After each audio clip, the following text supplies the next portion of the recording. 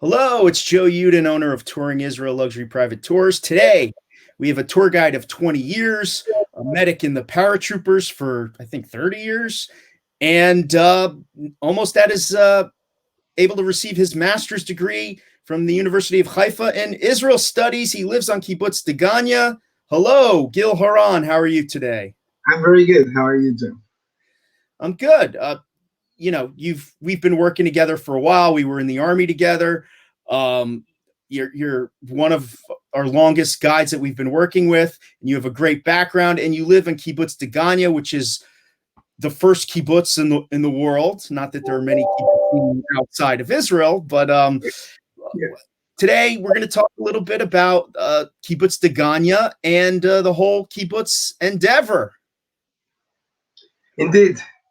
Okay, so where would you like to start? Maybe I should start by mentioning that today is the Memorial Day Okay. of the Israeli official Memorial Day for the Holocaust, and Kibbutz Dgania has been a place that has been observing Holocaust survivors, and actually a few of them were killed at the War of Independence on the fences of the kibbutz when fighting against the Syrian army. I thought that's worth mentioning before we're going to start talking about the story of Dgania, Right. which is a very, very unique story. Right. So here we can see the Holocaust memorial that's on your kibbutz. Right, right. This is, of course, not from this year, but previous years. Every year we have an official ceremony next to the wall of remembering our relative members and members and friends of members from this kibbutz that had perished at the Holocaust. Right. The kibbutz was founded, I believe, in 1910. So I guess Yeah, kibbutz didn't have any people who perished in the Holocaust. So these would be the names of the relatives of the relative. members of the kibbutz. Mm-hmm. Relatives and friends of members of the kibbutz. I Yeah, see. Okay, yeah. so why don't you tell us? Let's get into what is a kibbutz. When did it start? Who started it? Where did the first kibbutzniks come from? And then you'll tell us how the first kibbutz evolved. This is really the model kibbutz for the entire endeavor. I myself live on Kibbutz Megiddo, which was founded by Holocaust survivors in 1946. So Yeah. it's very different. So why don't we start? Let's go back to 1905, 1906. Where did this all begin? Actually, the story of the kibbutz movement intertwines with the story of Zionism and with the story of the establishment of the State of Israel. So it's a fascinating story. And what's even more amazing is that the kibbutz movement is not a movement like the socialist movement, for example, that had an ideology, and then later people came and started trying to, and eventually some of them even succeeding to follow the ideology of that movement. The kibbutz movement is something completely different. It is something that happened, that evolved along the way, and it is something that happened at the beginning kind of a little bit accidentally or experimentally, much more than an established ideology that later on will become a movement. It's the other way around. So it's a fascinating story. You said 1905 and 1906. The second purchase of the Zionist movement of land within the country of Israel, Palestine as it was called back then, under the Turkish rule, was in this area. The both sides, both banks of the southern Jordan River that floats out of the Sea of Galilee. Okay. And then the Zionist movement needed to decide what to do with the land that they bought. They didn't buy it because they wanted to build something. They bought it because they had a chance to buy it. Right. And so the first thing that the Zionist movement decided to do here, actually the leader of the Zionist movement within the country at the time was Dr. Arthur Rupin, decides to open a school for pioneers in the western side bank of that farm, big farm. And when I say a school for pioneers, I mean teaching people how to be farmers, because most of the people at the time that were Zionists that were coming into the country came from Europe, mostly from Eastern Europe, and they didn't know how to be farmers. They didn't know how to cultivate the land, and especially they were not accustomed to the conditions, the very hot Middle Eastern Middle Eastern conditions of the landscape here in Palestine. So they started this School of Pioneers. The purchase was 1907, 1908. The first group comes, and a few months later, the people training in that farm. The name of the farm was Kinneret, named after the lake, the Sea of Galilee in Hebrew. Went on a strike because, to make a long story short, they didn't get along with the agronomist that was running the school. Okay. And I am making a very long story short. As a part of the solution between the Zionist movement and the workers at the farm, at the Kinneret farm, they decided to make an experiment. What was the experiment? To have a group, a part of these young farmers that would move to the eastern side, the eastern bank of the Jordan River, Mm-hmm. to cultivate the land over there without the supervision of an agronomist, and to see if it works out, because they really had a problem with the way that Berman was running the farm at Kinneret. And these first group that decided to settle the Eastern Bank, they were communists, correct? No, No, they not weren't at all. communists. On the contrary, they Okay, were nationalists. They were national, Zionists. Zionism is the Jewish national movement. right? But So they believed in pooling all of their resources and working no, together. No. no, So no, when no. does that come in? Actually, never did. But Really? well, actually, a few kibbutzim back in the 1940s decided to become communists, and then they withdrew out of the kibbutz movement and started their own communist kibbutz movement. But these are very, very few of the kibbutzim around Okay, Israel. but the kibbutzim themselves, even from Degania up until the 1940s, where they declared themselves communists, were No, communes. They were communes. well, they were communes in the sense that they led a communal way of life, Right. a group way of life. Maybe I should use another English word in order to describe, in order to understand the difference.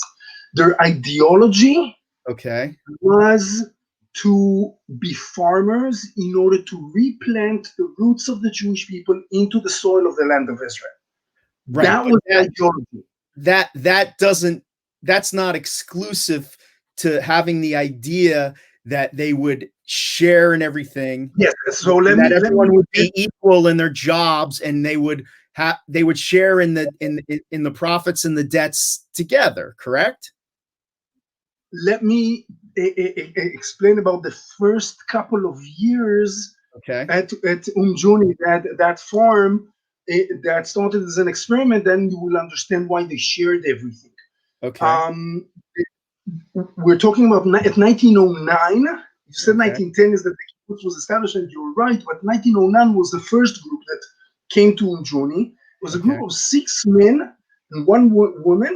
She was supposed to do all the cooking and the cleaning and everything. They were the farmers, and they got a very, very small salary from the Zionist movement in order to cultivate the land, in order to cultivate the farm as an experiment to see if they can take a non-experienced farmers, if they can run a farm by themselves without supervision. The salary that they got, by the way, only the men got the salary. The woman didn't get the salary at all because she wasn't a farmer. They brought her over, and so they had to take care of her. And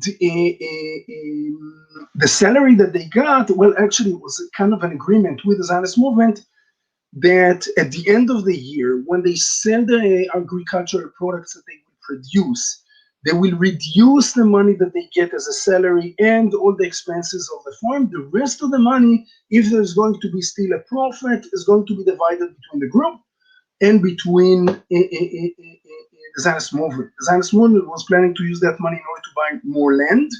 Okay. And actually, at the end of that year, the experiment was successful, and there was a profit, and Dr. Rubin wanted to continue the experiment with the same people, but they didn't want to continue the experiment. They proved their point that they can run, that a group of non-experienced farmers can run a farm without a supervisor, and then each of them left on their own way. I'll go back to the strike at the Kinneret farm. There was yet another group that didn't accept that compromise, and they left. Where did they leave to? They left to another Jewish settlement that was privately owned by different by different families that had a farm. The name of that settlement is Hedera, and they worked as hired farmers in the farms of Hedera. And the salary that they got at Hedera was so small that each and every one of them couldn't survive individually from the money that they got as a salary. On the other hand, they had to compete with the local Arabs on the salaries, so they couldn't demand more money from the owners of the farms. So they decided to live together as a group, pay rent together, buy food together, and everything. And by doing that, the little money as a salary that they got was enough for them to survive, thus called the Hederatic group. When the first group left Umjuni at the end of the agricultural year in the summer of 1910, the Zionist movement Dr. Rubin wanted to continue with the experiment and looked for another group. And he remembered that group that had left the Kinneret farm a year earlier, and he calls them to come back to this area and to cultivate the land under the same conditions of a very small salary. And if there's going to be a profit, they're going to split the profits after deducting all the expenses. They say no. And why they say no? Because they say we have come to the land of Israel in order to stop being the wandering Jew that we were in Europe. We want to settle and replant our roots into the soil of the land of Israel. This is our ideology. Mm-hmm. And so Dr. Rupin, that doesn't have any other plans for this land anyway, says to them, you know what? If you're going to come to Umjoni, we're going to build a permanent, I will allow you, and together we're going to build a permanent village that you'll be able to live there and be farmers without a supervisor. And to this, they say yes. Now, you need to understand, this was their ideology. They were Zionists. Mm-hmm. They were Jewish nationalists. They wanted to be farmers in order to reconnect to the Jewish essence back to the land of Israel through agriculture. Right, like the biblical Jews farmed the land. A group way of life because of financial necessity, mm-hmm. because that was the only way for them to survive. They come to Umjuni, and they arrive at October of 1910 at Umjuni. It was a group of 10 men, 2 women. The 10 men get a salary, the 2 women don't, of course. And the next morning, they're starting to work the fields. Where are they going to live? In the mud huts of the village of the workers of the previous owner, workers of that area called Unjuni. They will also build a big barn, a wooden barn, and that's where they're going to live for the next 2 years until the permanent village that they started building will be completed a bit further to the north, about a mile from where they lived in the first 2 years. The next morning, after they arrive at Unjuni at the mud huts, they will go out to the fields in order to start cultivating, because it's October, and at October you already need to put the seeds in the ground, because at the end of October the rain season in this area starts. So Joseph Bussel, he was the oldest member of this group, the grandfather of the group. He was so much older than everybody else, they called him the grandfather. He was 24 years old. And yeah, and he will write the work assignment the evening before at the mud huts when they were sitting, who's going to do what tomorrow morning. So one was sent to Haifa to get supplies. About 5 of them were assigned to take the mule and plow in order to start planting the fields. And 2 girls, Miriam and Sarah, allow myself to call them girls because they were 16 and 18 years old, were assigned to do the cooking and cleaning. But Miriam, quickly, were they all living in that one mud hut, or were there other? Were there a few mud huts? No, there were a few mud huts. We don't exactly know how many. And 2 years after, when they move out of the mud huts to the permanent buildings that they built, they knocked down the mud huts and they used this area as a part of the fields of the kibbutz. So we don't exactly know how many mud huts there were there. We have a few pictures of 5 or 4 mud huts. We're not sure, maybe 6 or 7. By the way, very interestingly, in that village, in these mud huts, there were a couple of Baha'i families that were still living there as well. They were cultivating lands outside of the farm that was bought by the Zionist movement. They're going to sell their land to the Zionist movement, the Baha'i families, the Persian families, about 6 or 7 years after the group moved into to Mjuni, and they're going to move to Haifa to live with the Baha'i community in Haifa there. So they were not completely alone over there. It's an important thing to realize. Anyway, when Joseph Bussel is writing the work assignment of the first night, he's going to write Miriam and Sarah do the cooking and cleaning, and then Miriam stood up and gave it, as she was a very strong-minded woman, she gave a 2-hour speech of how they're going to build a new and just society with equality between people without exploiting workers. Maybe this is where you are confused with the communist ideas, because when they were saying we're never going to exploit people's labor, we're only going to work ourselves. We will never have a supervisor over us. We're going to be the owners, and we're going to be the workers. Sounds pretty communist to me, Gil. That wasn't the point. The point was to build a just society, to be a light to the Gentiles, to show the world how to live in a just way. And Miriam is Manya? Manya Shochat she was an agronomist. She had a PhD in agronomy. So this isn't the same person. The women's farm in Kinneret. Okay, so Miriam, what was her last name? Do we know? Miriam. Okay, so that's very reminiscent of when Moses is dishing out the land of Israel to the tribes, and one tribe didn't have, I think it was Manasseh, didn't have any men left because of the battles, and Right. the oldest woman of the tribe, her name was Noah, not Noach.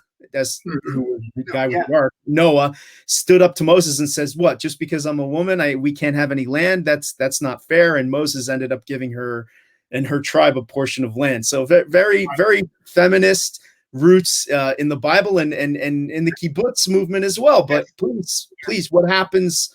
And so Miriam was given this very passionate speech, and everybody knew that Miriam is not a person to mess around with.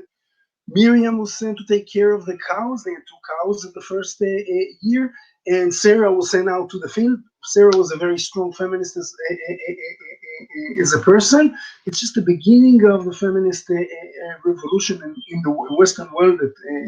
In large, we're talking about 1910, maybe even predating the important battles of the feminist revolution. Later on, actually, when Miriam was given, after the War of Independence, when she was an older lady, she was given an interview to a very famous newspaper back then, Davar. She was asked by the correspondent that was doing the interview, "Were you a feminist?"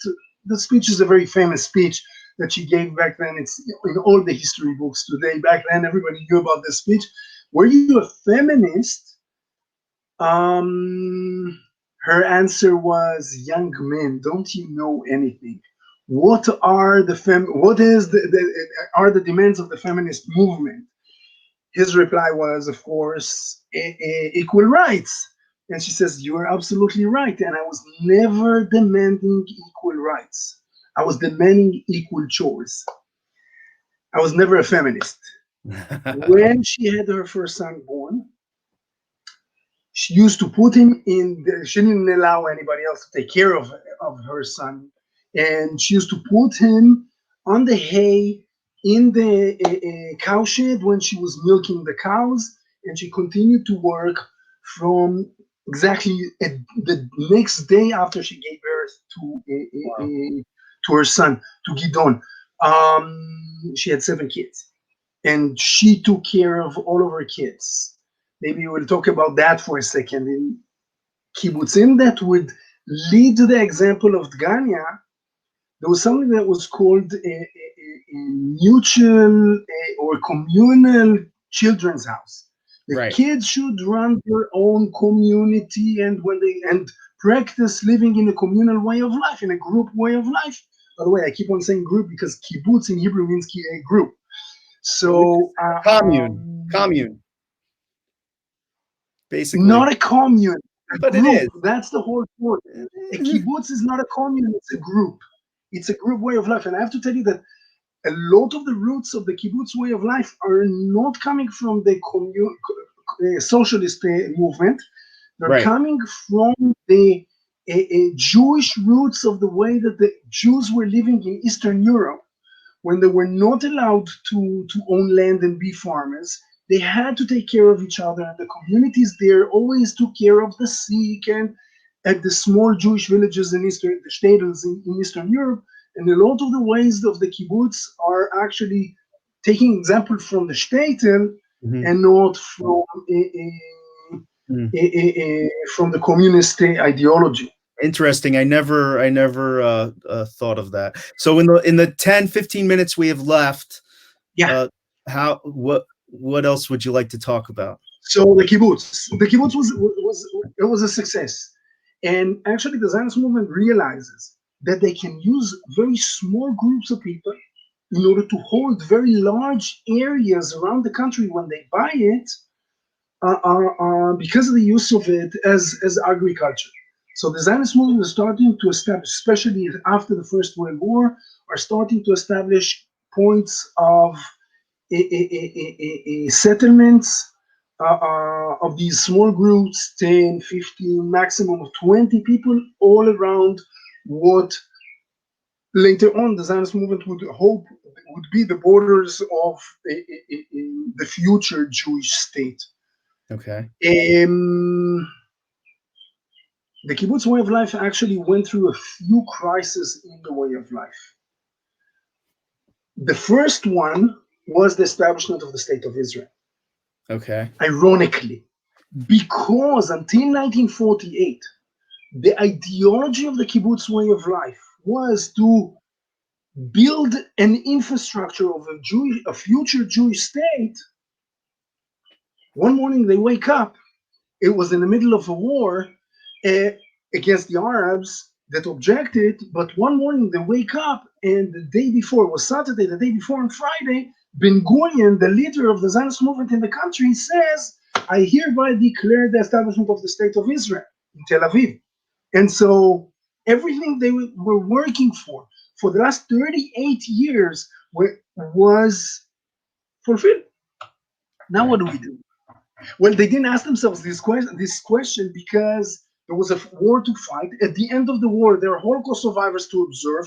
There are Jewish refugees from the war. People tend to forget that there were a lot of Jewish refugees, not just Palestinian refugees, at the War of Independence, because all of the Jews of the Arabic countries were Mm-hmm. told, you're Jewish, you're the enemy now, take your bags and leave. They were not allowed to sell their houses, close their businesses, even empty their bank accounts. Whatever they could carry in a suitcase, they were sent out, and they're coming here as refugees, except for that suitcase, and all of the Holocaust, they didn't even have a suitcase.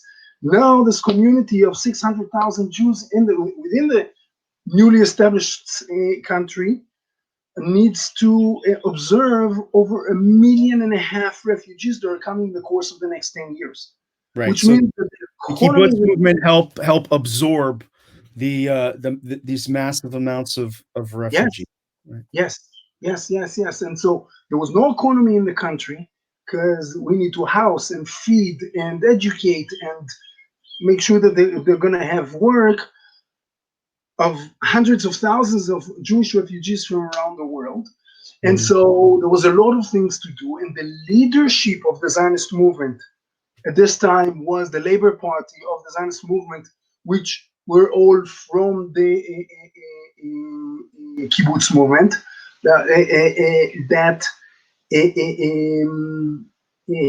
the second kibbutz was actually, I'm sorry, the second kibbutz, the second prime minister of Israel was a kibbutznik, and so was the third, and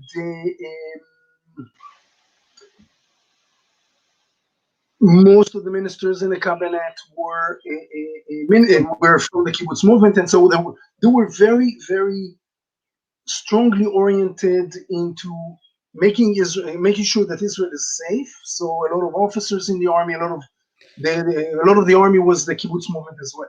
So Right. there was So so in much the into it. in the pre-state, the kibbutz helped along the Haganah was entrenched in kibbutz, and the Palmach, a lot Right, of fighters in yeah, kibbutz, right. and they ended up being the officers in the army and the leaders of the army, which eventually became the leaders of the state of Israel up through really the 1970s, and only when in the 90s it started to change, where the officers started coming from the You settlements mentioned, and less you from mentioned the 1970s. At 1977, the Labor Party loses the elections for the first time. That's the second crisis of the kibbutz way of life. And at this point, the way of life is becoming the ideology much more than the Zionist ideology of the founders of the kibbutz. And this is when at a lot of the kibbutzim, the sharing, the not owning any possession, and things that are very, very similar to communism had become the core ideology of the way of life of the kibbutz, and they kind of forgot that the roots and the origin of the ideology of this very unique way of life. And then, as you said, 1990, wait a minute, 1970s, when the Likud party, right wing, I can even say capitalistic country, is lowering subsidies on food products, and the economy of the kibbutz movement is based on agriculture, based on these subsidies. Slowly, they're starting to become more and more dependent on loans from banks in order to survive. Not Ganya, by the way. Ganya never loaned any money because we have established here the kibbutz a factory when we realized in the 1970s that we won't be able to continue and sustain the community just on agriculture. We have opened a diamond saws factory that actually was very, very successful at the time.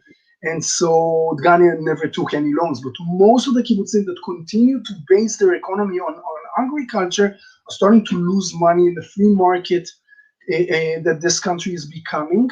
And they're starting to take loans from the banks. And the banks were very happy to loan the kibbutzes money because, first of all, the Likud is probably going to lose the next elections. And if they don't, they have collateral in order to Right. give these loans. And so eventually, the 1990s, as you say, when the banks are starting to ask for the money back, by the way, the Likud kept on winning election after election since then. The kibbutz way of life and the kibbutz movement got into a great problem, a financial problem, and then a great change in the way of life of the kibbutz started to occur when people are starting to realize that, hey, wait a minute, our founding fathers of the kibbutz movement were not communists, they were not socialists, they were Zionists, and the whole point was to reconnect to the infrastructure of the state of Israel, of the land of Israel. And Right. so staying here and maintaining the agriculture of the kibbutz was what is important. We cannot allow our villages to be abandoned and sold and become elderly assistant living houses. And so they're starting a process that is called the privatization of the kibbutz way of life, which is a kind of a core change in the way of life of the kibbutz. Each member of the new kibbutzim will get their own salary, but still the kibbutz keeps on holding the main business of every kibbutz around the country, which is the agricultural fields. And Right. Israel, even today, even though we are less than 0.04% of the population of Israel, I'm saying we, the members of kibbutzim around the country, You and me. we produce 70% of the food products in the markets of Israel, even It's today. interesting. It's interesting how you're doing. I mean, when I'm guiding tourists, a lot of the time people say, "Oh, kibbutzim they're dead today," and that may have been the outlook around the year 2000. But there's been a big resurgence in kibbutz and a big evolution in kibbutz, and exactly what you're talking about, the privatization of kibbutzim, where kibbutzim made deals with banks where they would create new neighborhoods within the kibbutz on a small part of former agricultural land and sell off those plots of land to people from the outside like me, who would buy, a quarter of an acre of land and build my own house. And I work off of the kibbutz, but I pay a tax to the kibbutz and I can use all their facilities. And we really have, like, today is Yom HaShoah, Holocaust Memorial Day. And although because of the coronavirus, we couldn't actually go to the ceremony, we did it on Zoom, and there were 200-300 people, watch the ceremony online, and it was very moving. And it's a great education for our kids to bring up in that Zionist idea.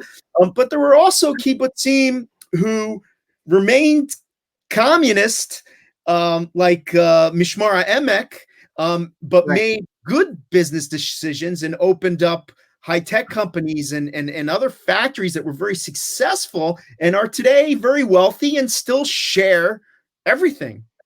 Yeah. So first of all, I resent the word communist, because I don't think today anybody in the country that can call himself a communist. Maybe a few Arabs are still voting for the Communist Party in the elections. Coming from America, I see it as communism, whatever you call it. They're sharing everything. They're communists. And what's amazing is that the kibbutzim that are still leading the old way of life of sharing and everybody getting a budget and not a salary, an equal budget and not a salary, are the wealthiest kibbutzim, those who could afford it. Right. So, in a way, this kind of a social experiment that has been going on for the last 110 years is showing us that you can actually share with an entire community, and we're talking about small communities of 300 people, 600 people. You can share everything only if you are wealthy enough.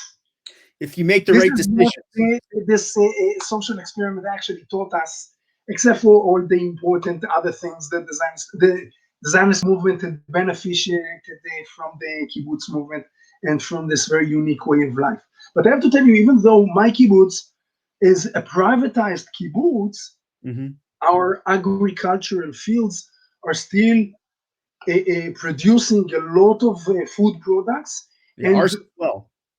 and this is today a very prosperous business Mhm. that is the main income of our community.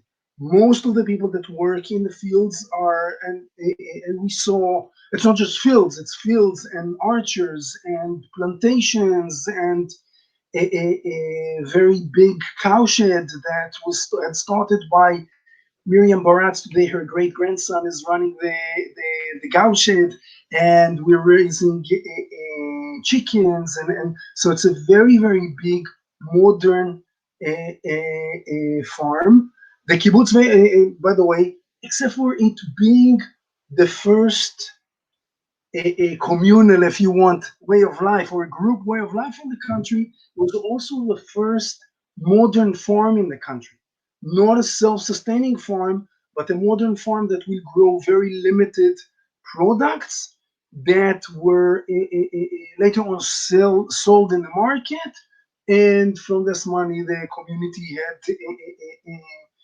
had sustained itself since then and until today. And so, in that sense, Ghana is still what it was back then. We didn't talk about the children houses, how Well, Miriam Peretz we'll never we'll allowed this to happen here, and this is actually started with the second kibbutz, Kinneret, and not here, not in right. Ghana. Here in Ghana, the kids were always living with their parents in the privacy of their own homes. And so, when we Oh, started our privatization process, it wasn't a big change like it was in other kibbutzim. right. So there wasn't a communal children's No, house in Uganda. That's never. interesting because I Ghana, know there was never we a talked a house. little bit about Mishmara Emek and how they became very wealthy. Right, They made the right decisions, right. but they had a children's house there where all the children grew up together with like one or Right. two caregivers, and that did not go well. A lot of No, the, no. the, uh, Today, the, even the before adults the today, none of the kibbutzim around the country, they don't have communal children houses because it's not natural. right, It's just not natural. And this is what Miriam Barat said 110 years ago. Well, right. actually, Right. 107 years ago. At 1913, Gidon Barat was born. So Gil, very interesting. I know we could talk forever about the kibbutz Oh, movement. This time we didn't get a chance to talk about the kibbutz movements, how it was involved in the War of Independence and the 6 Day right. War, which I'd love to have you back another time and we can talk specifically about that, especially your kibbutz. Kibbutz Degania played a key role in the War of Independence and the 6 Day War in 1967. So we'll save that for another day. But thank you so much for taking the time, especially today on Yom HaShoah, to talk with us. Shout out to Jonathan Rose, a Wendy Perrin trusted travel expert for 2020, who's pulling the strings behind the scenes. There he is. And we will be back again soon. Don't forget to subscribe to our YouTube channel, and hopefully we'll see you back in Israel soon. Thank you, Gil Haran. Bye-bye. Thank you very much.